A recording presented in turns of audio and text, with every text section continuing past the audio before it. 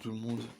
Aujourd'hui, vidéo sur la télépathie, parce que j'ai reçu un commentaire d'un abonné ou peut-être pas d'un abonné, mais c'est une personne qui me donnait des conseils, qui me demandait pardon des conseils sur la télépathie. Donc je vais lui répondre et vous y répondre également si vous posez la question.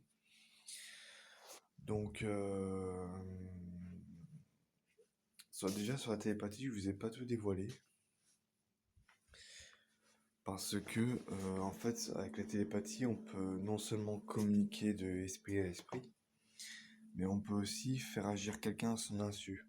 C'est-à-dire que si la personne est assise à une terrasse de café et que vous êtes à côté de lui à quelques mètres en train de manger, et que vous voulez par exemple qu'il regarde sa montre, par exemple, vous regardez sa tête, et vous transmettez le message télépathique en lui disant regardez votre montre maintenant, par exemple. Et au bout de quelques secondes, normalement, l'effet est censé se faire. Après, tout dépend ça dépend aussi de de la façon dont vous faisiez, c'est-à-dire qu'il faut être calme, détendu, il faut que vous émettez le message et que la personne soit réceptive. Donc ça dépend de plein de choses. Mais voilà, vous pouvez faire ça en télépathie. Donc après, comme j'ai dit dans une ancienne vidéo, pour que la télépathie marche, il faut qu'il y ait un émetteur et un récepteur. Donc là, je parle pour ceux qui communiquent volontairement par télépathie. Donc l'émetteur enverra le message télépathique à la personne et le récepteur devra réceptionner le message. Donc il devra comment dire, capter l'information, voilà, le message. Voilà.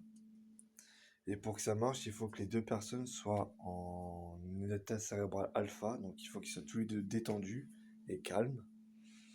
Donc voilà, c'est ces états qu'il faut acquérir pour faire de la télépathie. Voilà. Si vous faites de si vous faites de la télépathie et que vous êtes stressé, ça va pas marcher du tout. Il faut vraiment être déstressé et être le plus calme possible. Voilà.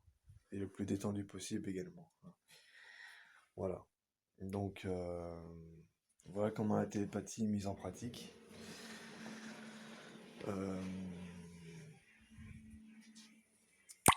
Donc voilà, je crois que j'ai un peu tout dit là-dessus.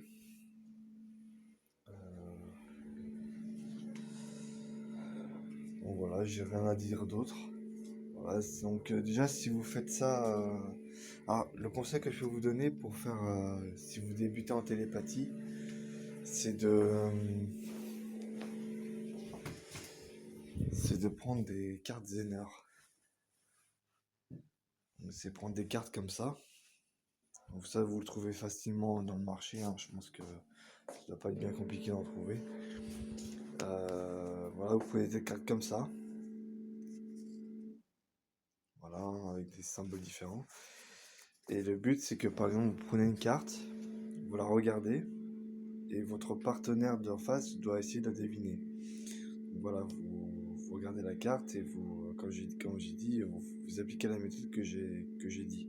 Donc voilà.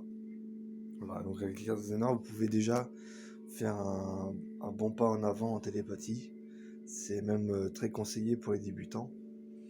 Voilà, donc voilà tout ce que je peux vous conseiller en tout cas en termes de télépathie. Voilà.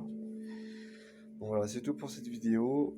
Sur ce, je vous dis à très bientôt. Et n'hésitez pas à vous abonner à la chaîne et à mettre un like si vous avez envie. Et de mettre dans les commentaires vos questions ou votre avis. Et sur ce, je vous dis à très bientôt pour une nouvelle vidéo.